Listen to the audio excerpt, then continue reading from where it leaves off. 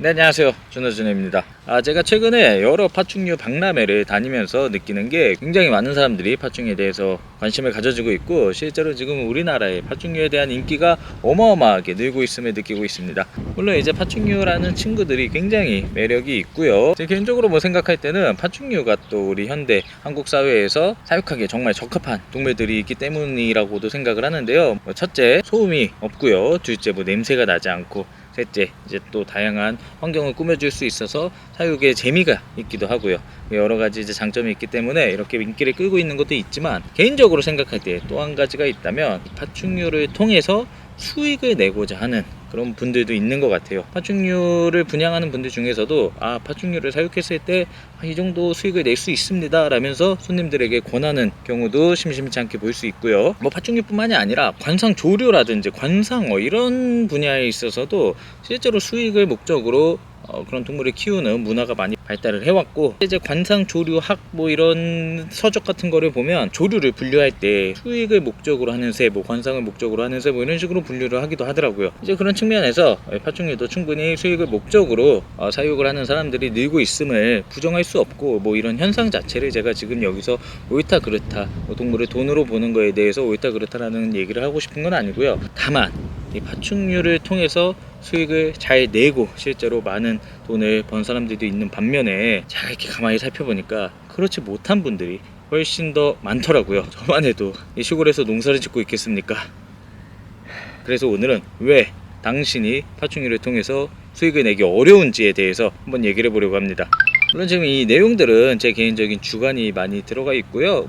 이게 정답이 있다는 건 아닙니다. 다만 이제 제가 거의 10년 가까이 이 매니아 팬에 있어 보면서 다양한 매니아 분들을 만나보고 또 얘기를 해보고, 그런 이제 데이터를 토대로 나온 판단이라고 생각을 해주면 감사하겠고요. 저는 이 이유를 두 가지로 간단하게 정리를 해봤는데요. 첫 번째는 번식의 불안정성과 두 번째는 가격의 불안정성입니다. 먼저 번식의 불안정성인데요. 이 파충류라는 동물들이 우리가 단순히 암컷 한 마리, 수컷 한 마리가 번식해서 1년에 10마리의 새끼를 낳으면 이렇게 계산했을 때 어느 정도의 수익이 나오겠지, 이렇게 쉽게 생각하기 쉬운데 사실은 그게 그렇게 되지 않습니다. 왜냐면 이제 아무래도 생물 특성상 어떤 암컷은 알을 잘 낳을 수 있는 반면에 어떤 암컷은 알을 또 못 낳을 수도 있고요. 어떤 시기에는 잘 낳던 친구들이 해가 바뀌었을 때 안 나는 경우가 생길 수도 있고, 생각보다 이렇게 안정적으로 생물이 생산 활동을 하지가 않습니다. 특히 이제 비주류를 예로 들어보고 싶은데요. 우리 파충류 자체가 이제 개나 고양이와 같은 동물들에 비해서 애초에 비주류 반려동물이긴 하지만 이 안에서도 또 주류와 비주류가 나뉩니다. 대표적으로 이제 크레스티드 게코라는 종이 지금 현재로서는 가장 주류를 이루고 있고,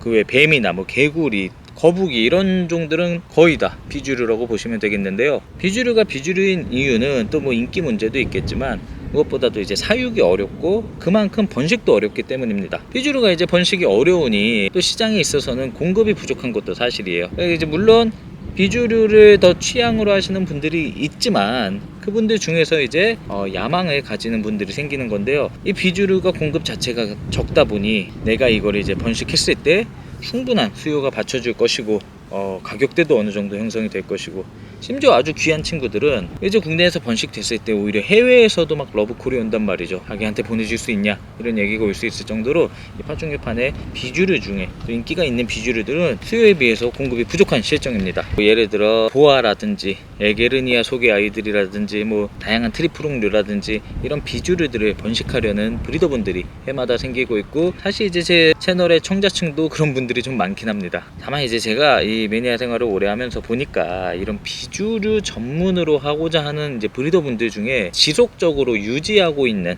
그리고 점점 더 그 사업이 성장하고 있는 분들은 제가 지금 생각했을 때도 딱 한두 명 정도고요. 거의 대부분은 아예 이제 파충류판을 떠났거나 다른 이제 본업을 하시면서 이제 취미로 좋아하시는 종들을 사육을 하고 계시는 모습을 볼 수 있었습니다. 처음에 얘기한 것처럼 이게 번식의 불안정성이 가장 큰 이유입니다. 비주류가 비주류인 거는 이제 그만큼 또 번식이 어려워서일 수도 있고, 이제 주류 종들에 비해서 아무래도 또 성체를 구하는 게 쉽지가 않습니다. 번식을 하려면 건강한 성체들이 있어야 되는데 성체들을 여러 마리 또 구하는 게 쉽지가 않고, 이제 구하기 위해서 오히려 또 더 큰 금액이 들어가기도 하고요. 비주류인 만큼 사육이 어렵다 보니 애써 구한 성체들이 또 죽고 나면 그것도 그 힘든 거거든요. 뷰주류 중에서도 뭐 이렇게 산란량이 많은 양소류들이 있고, 또 반면에 1년에 뭐 한 5마리 이내밖에 새끼를 낳지 않는 에게르니아 속의 그런 아이들도 있고요. 에게르니아처럼 이제 양이 적고 또 이제 번식 자체가 드문 아이들은 번식 양이 적기 때문에 아무래도 수익을 내는데 한계가 있고, 반면에 이제 양서류처럼 산란을 많이 하는 종 같은 경우에는 한번 이제 산란을 많이 하면 또 좋기는 한데, 산란량이 많이 풀렸을 때 비주류였던 만큼 그만한 수요가 또 국내에 있지는 않아요. 예를 들어서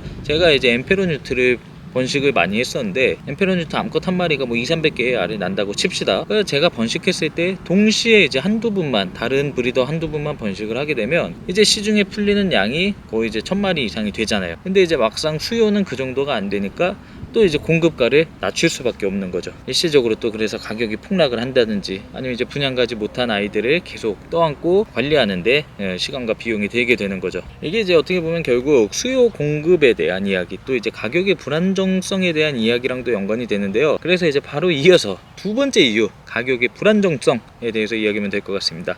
위에 이제 비주류들은 이런 이유로 수익을 내기 어려운 반면에, 이제 주류들은 아무래도 약간 더 수익을 내는 게 쉬운 건 사실이에요. 실제로 요 근 몇 년 내에 이 크레스티드 게코라는 주류종을 통해서 어마어마한 수익을 내신 분들이 굉장히 많이 생겨났고요. 현재에도 계속해서 크레스티드 게코의 인기가 줄어들지를 않고 있습니다. 다만 지금 이 영상을 보시는 분들, 나도 이제 크레스티드 게코를 통해서 좀 수익을 내볼까 하시는 분들에게는 생각보다 쉽지 않으실 수도 있어요. 가장 큰 이유는요, 수요보다 공급이 많기 때문입니다. 크레스티드 게코의 경우에 대략 성체 암컷 한 마리가 1년에 한 10개 이상의 알을 산란을 하는데요. 얘네가 주류종인 만큼 사육도 쉽고요, 잘 죽지도 않아요. 그러니까 이 아이들은 거의 이 10개의 알이 거의 모두 안전하게 부화를 하고 성체까지 성장을 합니다. 이 시장의 측면에서 봤을 때 이 파충류를 번식하는 분들이 암컷 한 마리만 키우지는 않거든요. 일반적으로 수컷 한 마리랑 암컷 여러 마리를 번식시키기 때문에 보통 이제 샵이 아니고 집에서 개인적으로 취미로 번식하시는 분들도 이 생물의 특성상 방 하나에서 수백 마리 크레스티드 게코를 키우면서 번식하시는 분들이 계시고, 또 전문 업체분들 중에는요, 제가 보니까 뭐 성체들만 1000마리 있는 분들도 우리나라에 꽤 계시더라고요. 뭐 한 업체에서 1000마리 이상의 성체 크레스티드 게코들을 데리고 있다고 하면 1년에 이곳에서 생산되는 크레스티드 게코만 제가 볼 때는 못해도 거의 10,000마리 가량 되지 않을까 싶거든요. 근데 이런 업체들이 생각보다 우리나라에 꽤 있습니다. 어마어마한 브리더분들이 꽤 계세요. 그렇다면 뭐 이제 개인들과 업체들을 합쳤을 때 국내에서 1년에 태어나는 크레의 양이 얼마나 될지 가늠이 되지 않고요. 이 크레의 시장이 우리나라만 있는 건 아니거든요. 미국과 유럽, 중국 등에서도 크레스티드 게코들을 굉장히 많이 생산을 하고 있습니다. 그러니 아무래도 수요에 비해서는 공급이 많을 수밖에 없는 실정입니다. 이제 아까 제가 수컷 한 마리와 암컷 여러 마리를 붙인다고 했는데, 그러다 보니 수컷과 암컷의 가격 차이가 생기거든요. 이제 수컷은 아무래도 좀 더 이쁘고 귀한 아이들만 사용을 하게 되고, 암컷들은 조금 못생겨도 얘네 이제 함께 번식이 가능하다 보니까 정말 이쁜 수컷을 제외한 약간 이제 어중간한 수컷들은 좀 가격이 많이 하락될 수밖에 없고, 암컷들도 가격이 떨어지긴 하지만 상대적으로 수컷에 비해서 그 가격 방어가 조금 되는 그런 게 있는 거죠. 이렇게 이제 많은 크레들이 생산되다 보니 아무래도 좀 더 예쁘고 귀한 아이들 위주로 소비가 이루어지고 있고요. 생산은 되지만 분양이 어려운 그 많은 크레스티드 게코들, 이 아이들은 이제 어떻게 처리하냐에 대한 고민이 이제는 조금 여기저기에서 대두가 되고 있는 상황입니다.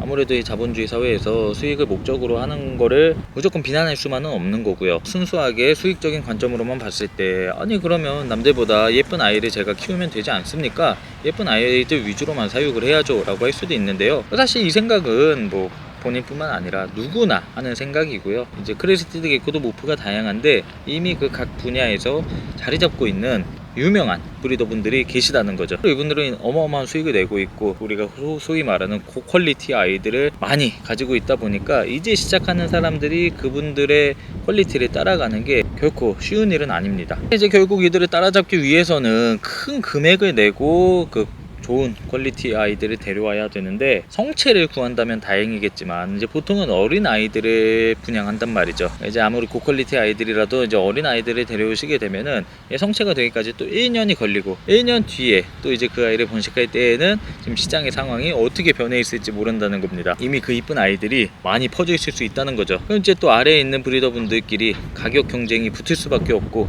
가격 하락이 불가피해지는 단점이 생기는 거죠.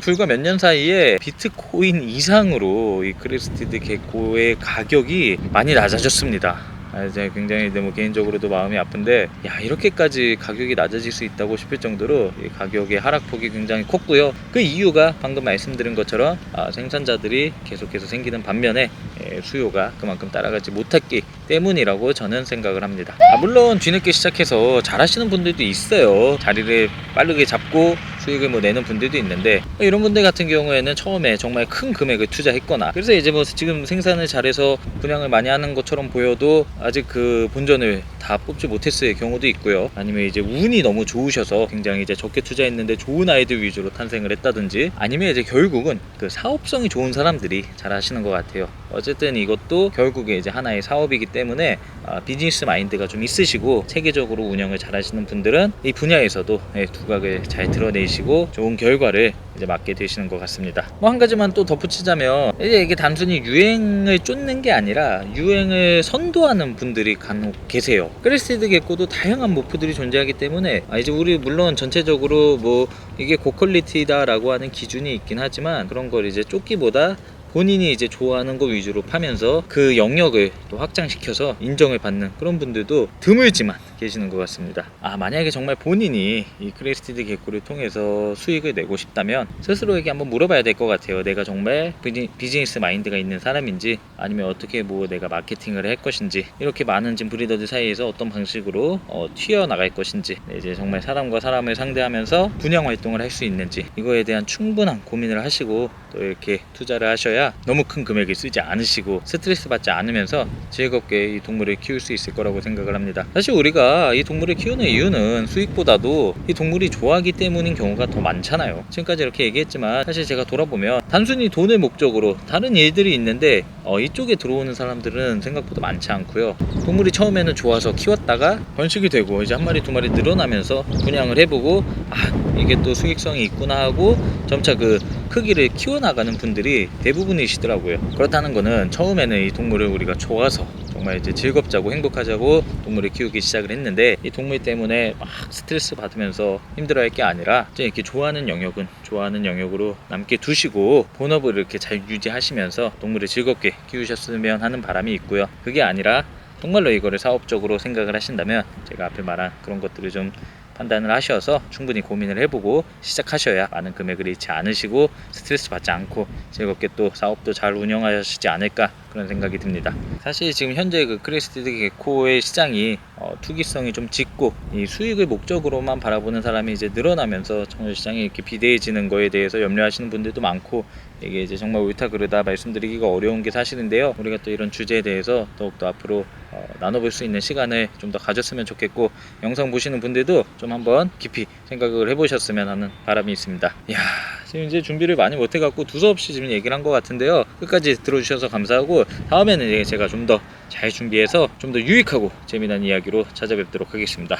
감사합니다.